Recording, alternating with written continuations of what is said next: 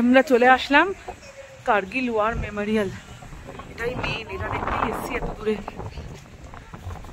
চলে আসুন।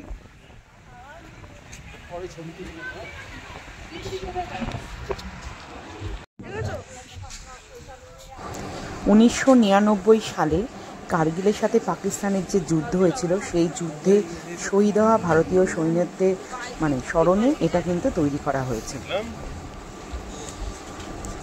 যারা যারা সেই যুদ্ধে শহীদ হয়েছে তাদের এখানে সব স্মৃতিসৌধ রাখা হয়েছে। যারা শহীদ হয়েছেন তাদের সব মূর্তি আছে এখানে।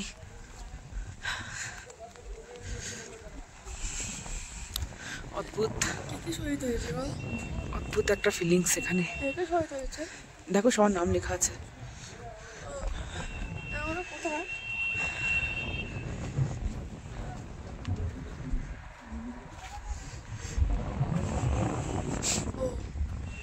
সরো, স্টিল ছবিটা তোলো, স্টিল ছবিটা তোলো।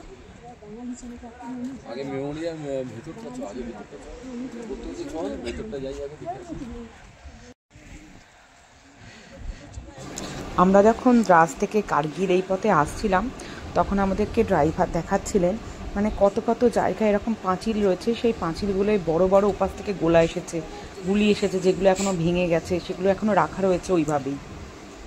মানে ভাবাই যায় না তখন মানে সেখানে গ্রামবাসীরা কি করছিল, কিভাবে কি ছিল, মানে এরকম মানে হঠাৎ হঠাৎ করে ওপর থেকে এরকম আসতো, আগুনের গোলা পড়তো।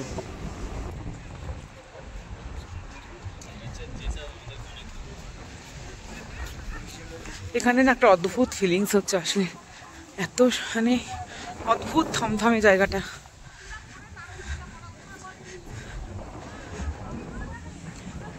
মানে এই ঠান্ডায় আমরা দাঁড়াতে পারছি না, কথা বলতে পারছি না, আর ওই ঠান্ডায় ওনারা কিভাবে যুদ্ধ করেছেন ভাবা যায় না। মানে অজান্তেই মন খুব ভারাক্রান্ত হয়ে যাচ্ছে।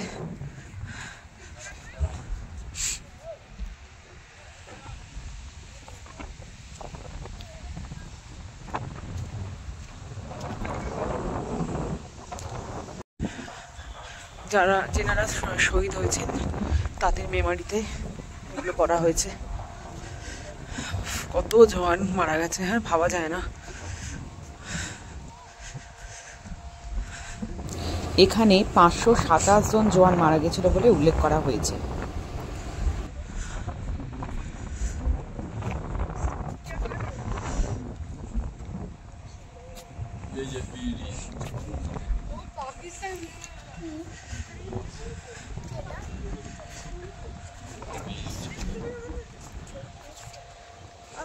বললে এখানে কোথায় লেখা যায়, কোথায় দেখছি।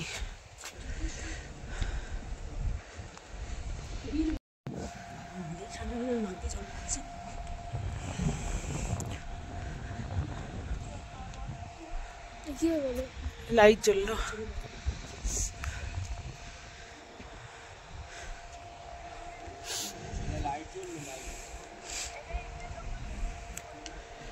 ওদিক দিয়ে বেরিয়েছ, ওদিকে যাওয়া যাবে, ওদিক দিয়ে বেরিয়েছ, ওই বেরিয়ে লাইনটা দিয়ে।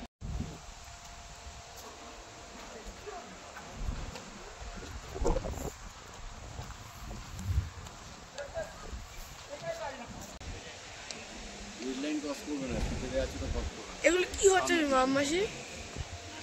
হ্যাঁ, আগুনটা নিভে যাবে তো ওই জন্য চাপা দিচ্ছে। আগুনটা সারাদিন রাত জ্বলে, এটা কখনো নেভে না। ওই জওয়ানদের স্মৃতির উদ্দেশ্যে ওদের সম্মান জানাতে আগুনটা সারাক্ষণই জ্বলবে।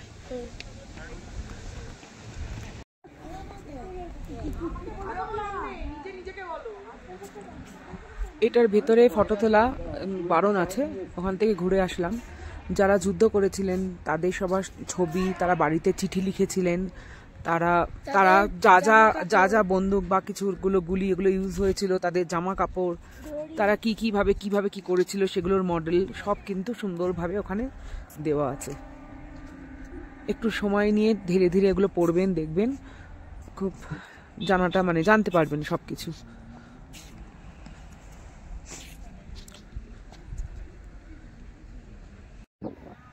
আমার ভিডিওগুলো কেমন লাগছে জানিও। যদি ভালো লেগে থাকে তাহলে প্লিজ একটু লাইক করে দিও, কমেন্ট করে জানিও কেমন লাগলো, আর শেয়ার করো। আর যদি ফলো করা না থাকে চ্যানেলটা ফলো করে দিও। জয় হিন্দ।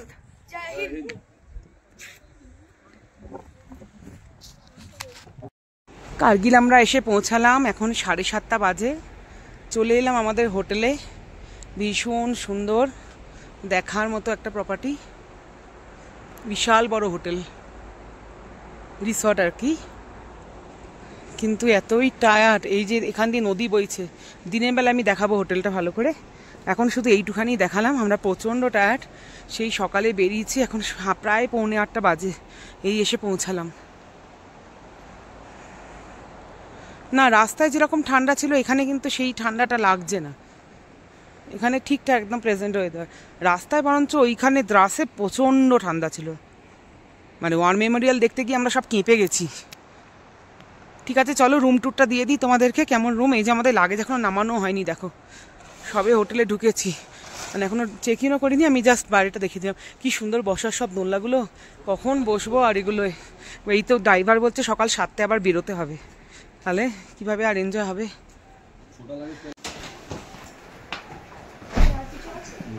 আর দরজাটা কি সুন্দর, দরজাতেই এত সুন্দর কাজ। এটা ওদের রিসেপশন। ওয়াও, কি অসাধারণ ঝাড়টা গো, মারাত্মক, দারুণ সুন্দর, দারুণ সুন্দর। লিফট আছে, কষ্ট করে সিঁড়ি ভেঙে উঠতে পারবে না। লাগেজ আসছে, ওনারাই সব লাগেজ তুলে দিবেন রিসেপশনে। এখনো রুম অ্যালার্ট হয়নি, সব বসে ওয়েটিংয়ে আছে। ঠান্ডায় সব কাবু আছে নাকি? এমন কিছু ঠান্ডা নেই এখানে, এখানে অনেক ঠান্ডা। কোথায় ঠান্ডা লাগছে গো? ভেতরে কোনো ঠান্ডাই নেই। আর ভেতরে কি ঠান্ডা আছে? দোলনায় দুলবে? মা বলেছে ঘর থেকে আর বেরোতে দেবে না তোমাকে আজকে। মা বলেছে এখনই ঘরে নিয়ে গিয়ে যে বন্দি করবে। হ্যাঁ, এই তো দোলনা, সেটাই তো বলছি, বাইরে সব দোলনা তো, সেটাই তো এতক্ষণ ধরে বলছি। ওর মা এক্ষুনি মারবে ওকে। এই দোলনার গল্প শুনেছে আর তর্স হয়নি, চলে এসছে। নদীটা দেখা যাচ্ছে না গো, এখানেই নদী। এই যে দুই বাদাও চলে এসছে দোলনায় দুলতে। মজার না মা? আমরা রুম নিয়েছি 2nd ফ্লোরে, দেখাচ্ছি রুমটা।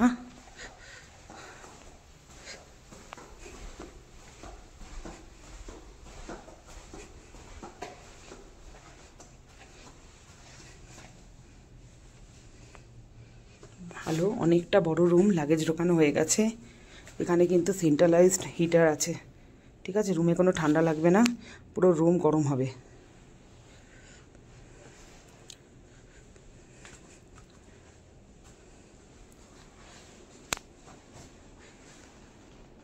এখানে আমি একটা কিং সাইজের বেড আছে,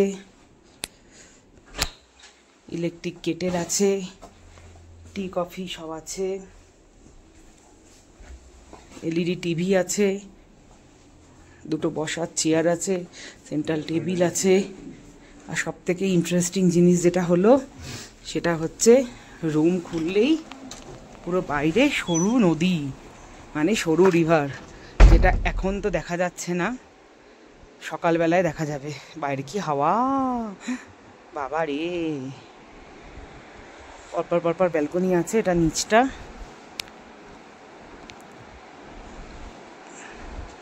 আচ্ছা, বাথরুমটা একবার দেখিয়ে দিই।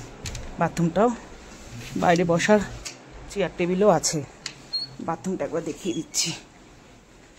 ভালো, রুমটা কিন্তু অনেকটা বড় আছে।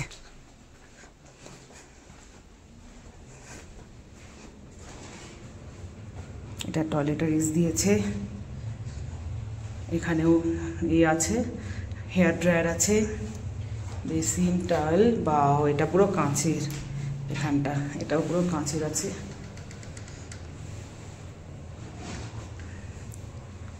এই যে এটা ওদের ডাইনিং এরিয়া। আমরা খেতে চলে আসলাম। কি কি আছে একটু দেখে নি। স্যুপ খেয়েছো? Soup, veg Manchurian soup. কি এখন স্যুপ খাবে? এখানে হিটার জ্বালিয়ে দিয়েছে। কি আছে গো খাবার? অনেক খাবার। চিকেন আছে তো মানে মা এটা তো খুব বাজে রাইস মিক্স ডাল কড়াই পনির সব দেখি সব একটু একটু সরে যা কড়াই পনির একটুখানি সরে যা মাশরুম মটর নান ক্ষীর এদিকে কি আছে এদিকে আবার এগ বাহ প্রচুর আইটেমই আছে আমি একটু চিকেন করি ওটাই সমস্যা ঠিক আছে প্রচুর মেনু আছে